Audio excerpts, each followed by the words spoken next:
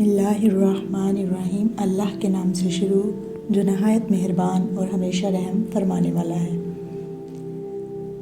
आज की वीडियो में हम बात करेंगे कौम समूद के बारे में। इस कौम की रहाइश कहाँ थी, कौन कौन से इलाके कौम समूद ने आबाद कर रखे थे, उन्होंने हज़रत सालेह की ऊँटनी को क्यों कत्ल कर डाला और कौन सी बुराइयाँ थी जिसकी वजह से इनका नामो निशान सफ़ाए हस्ती से मिट गया।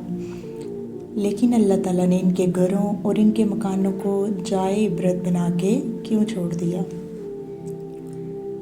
अस्सलाम वालेकुम। इकरा वॉइस में खुश आमदीद। समूद एक मशहूर कबीले का नाम था। ये जदीस के भाई समूद की नस्ल थे। जदीस और समूद आसर की औलाद थे जो इरम का बेटा था, और इरम हज़रत नूह के बेटे हज़रत साम की औलादों में से था। कौम समूद का सिलसिला नसब चौथी पुश्त से हज़रत आदम अलैहिस्सलाम से जा मिलता है।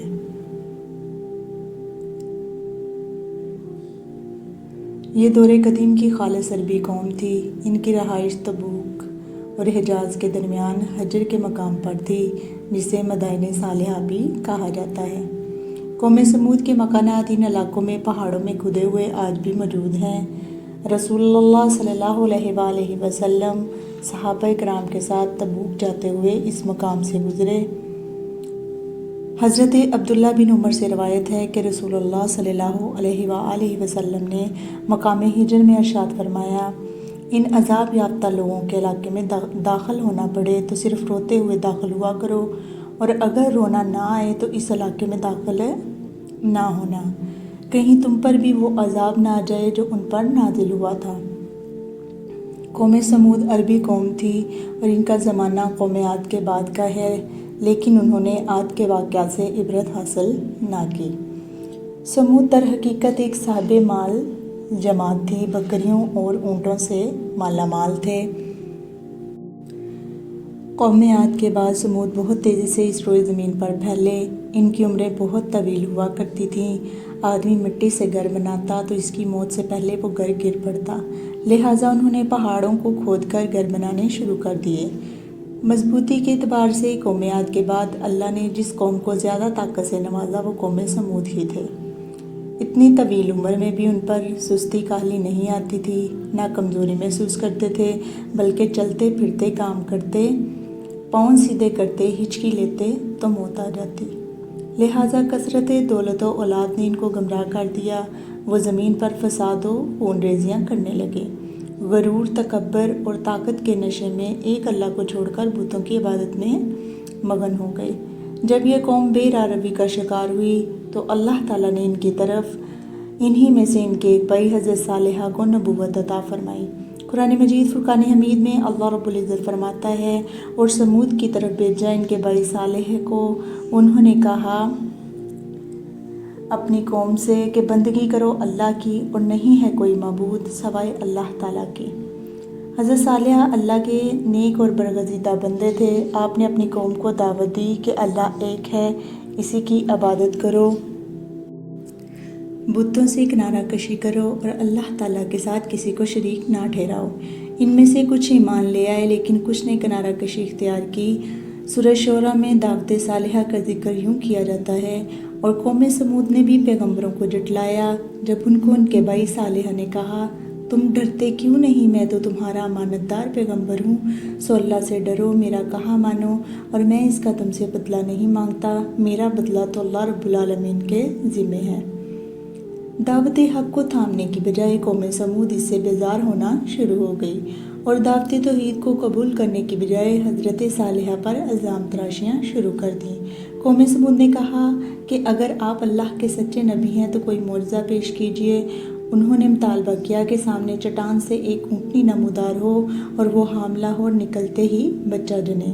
हज़रत सालेहा ने फरमाया, अगर मैं तुम्हारा मुतालबा पूरा कर दूं और निशानी तुम पर ज़ाहिर कर दूं तो क्या तुम इस दीन पर ईमान ले आओगे जो मैं लाया हूँ।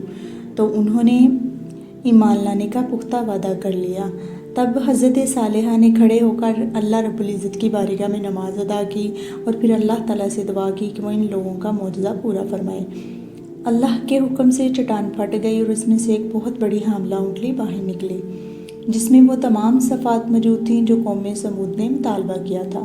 جب انہوں نے اپنی آنکھوں سے معجزہ ظاہر ہوتے دیکھا تو انہیں اس کی عظمت کا احساس ہوا اور وہ مرعوب ہو گئے۔ یہ اللہ تعالیٰ کی قدرت کی واضح نشانی تھی اور حضرت صالحہ کی نبوت کا ناقابل تردید ثبوت تھا۔ چنانچہ قوم کے کچھ لوگ ایمان لے آئے، کچھ کفر و دلالت اور ہٹ درمی پر پڑے رہے۔ وہ اونٹنی ان میں چلتی پھرتی، جہاں سے چاہتی چرتی، اور جب کنویں پر پانی پینے جاتی تو سارے کا سارا پانی پی جاتی۔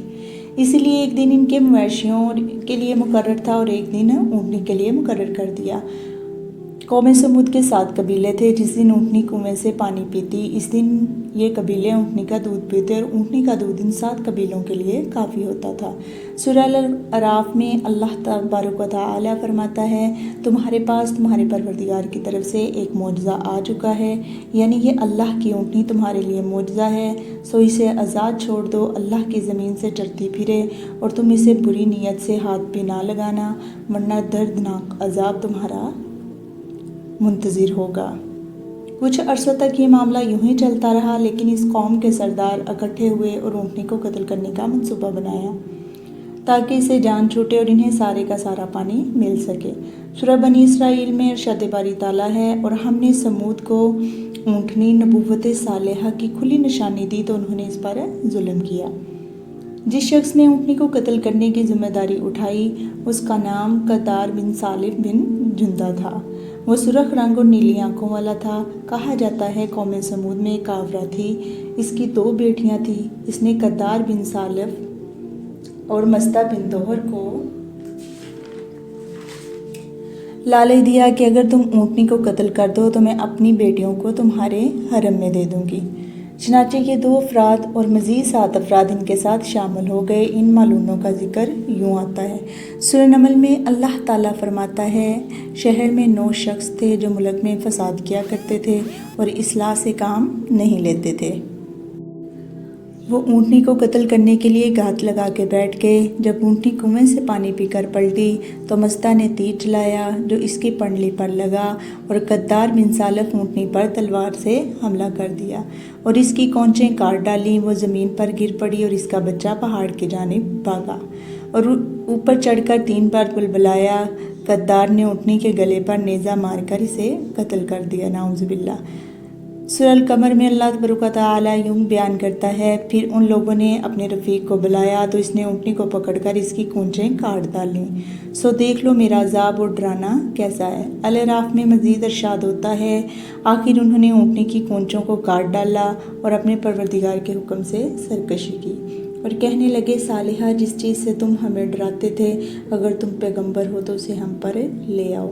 حضرت صالحہ نے فرمایا، اپنے گھروں میں 3 دن اور فائدہ اٹھا لو، اور انہیں 3 دن کی مہلت دی گئی، لیکن انہوں نے اس مہلت پر کان نہ دھرے، الٹا حضرت صالحہ کو بھی شہید کرنے کا منصوبہ بنا ڈالا۔ سورہ نمل میں ان کی سازش کو یوں بیان کیا گیا ہے، عہد کرو کہ ہم رات کو اس پر اور اس کے گھر والوں پر شب خون ماریں گے، اور پھر اس کے ورثاء سے کہہ دیں گے کہ ہم صالحہ کی اور اس کے گھر والوں کی ہلاکت پر گئے ہی نہیں اور ہم بالکل سچے ہیں۔ جن افراد نے حضرت صالحہ کو شہید کرنے کی سازش کی تھی، اللہ تعالیٰ نے ان پر پتھر برسا کر ان کے سروں کو کچل ڈالا۔ وہ لوگ اپنی قوم سے پہلے ہی عذاب الہی کا شکار ہو گئے۔ حضرت صالحہ نے ان کو 3 دن کی مہلت دی اور فرمایا، پہلے دن تمہارے چہرے زرد، دوسرے دن سرخ اور تیسرے دن سیاہ ہو جائیں گے۔ جب مہلت کا پہلا دن آیا تو ان کے چہرے زرد ہو گئے۔ شام ہوئی تو بولے، مہلت کا پہلا دن تو گزر گیا۔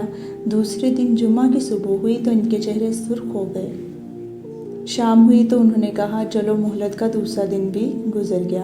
جب مہلت کا تیسرا دن آیا یعنی ہفتے کی صبح تو ان کے چہرے سیاہ ہو گئے۔ شام ہوئی تو قوم سمود بولی کہ حضرت صالحہ کی دی ہوئی مہلت تمام ہوئی۔ جب اتوار کی صبح وہ نہا دھو کر خوشبو لگا کر تیار ہوئے اور انتظار کرنے لگے کہ آخر کون سا عذاب آتا ہے۔ جب سورج طلوع ہوا تو آسمان سے شدید چنگاڑتی ہوئی آواز آئی اور ساتھ ہی زمین لرزنے لگی۔ قوم سمود کی روحیں پرواز کر گئیں اور وہ لوگ اپنے گھروں میں جہاں جس جگہ تھے وہاں ہی بے جان اجسام میں تبدیل ہو گئے اور حرکت بھی نہ کر سکے۔ حضرت صالحہ نے قوم کی ہلاکت و تباہی پر نہایت غم و حسرت کا اظہار کرتے ہوئے فرمایا۔ سورہ الاعراف میں ارشاد باری تعالیٰ ہے، پھر صالحہ ان سے ناامید ہو کر پھرے اور فرمایا، اے میری قوم، جس نے تم کو میں نے تمہیں اللہ کا پیغام پہنچا دیا، تمہاری خیر خواہی کی، مگر تم خیر خواہوں کو دوست نہیں رکھتے۔ اللہ تعالیٰ فرماتا ہے، ہم نے بے چین پر ایک چنگاڑ پھر رہ کے دھنی ہوئی روئی کے گالے کی مانند، اور کچھ بھی نام و نشان ان کا زمین پر باقی نہ رہا۔ اللہ تعالیٰ ہمیں پہلی قوموں کی ان قصوں سے سبق حاصل کرنے کی توفیق عطا فرمائے، اور اللہ تعالیٰ اس علم کو ہمارے لیے باعث نفع فرمائے۔ آمین۔